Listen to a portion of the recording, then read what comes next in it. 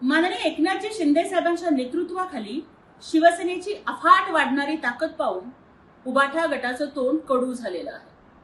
ज्यांना वास्तव पचवण्याची हिंमत नसते ना, त्यांच्या इतरांच्या भरभराटीमुळे जळून कोळसा होतो आणि कोळसा कितीही उगाळला तरी तो काळाच राहतो। तशीच उभाठा गटाची वृत्ती सुद्धा आता पूर्णपणानं काळवंडली आहे। बच्चू कडू जोपर्यंत तुमच्या मंत्रिमंडळात होते तोपर्यंत ते तुम्हाला गुढी वाटत होते, पण ते शिवसेनेसोबत येताच तुम्हाला अवगुणांचा साक्षात्कार झाला।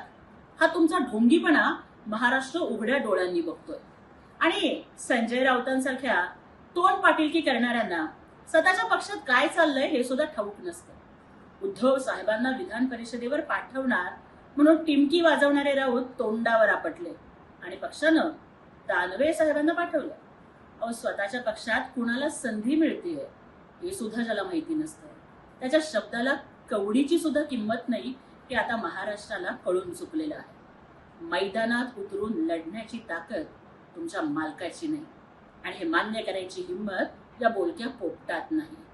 आणि उद्धव ठाकरेंनी निवडणुकीतून पळ का काढला याचं उत्तर आधी राऊतांनी द्यावं।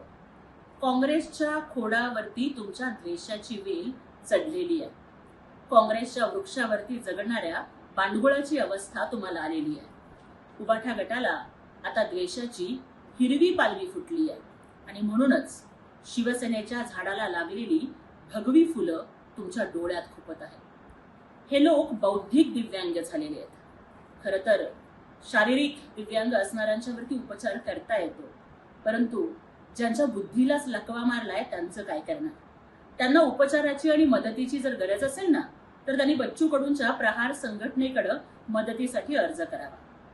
आणि काँग्रेसचे तळवे चाटून झाल्यानंतर हे लोक आता मुख्यमंत्री देवेंद्र फडणवीसांच्याकडे आम्हाला सोबत घ्या म्हणून लाचारी करत आहेत, त्याचं उत्तर कोण देणार?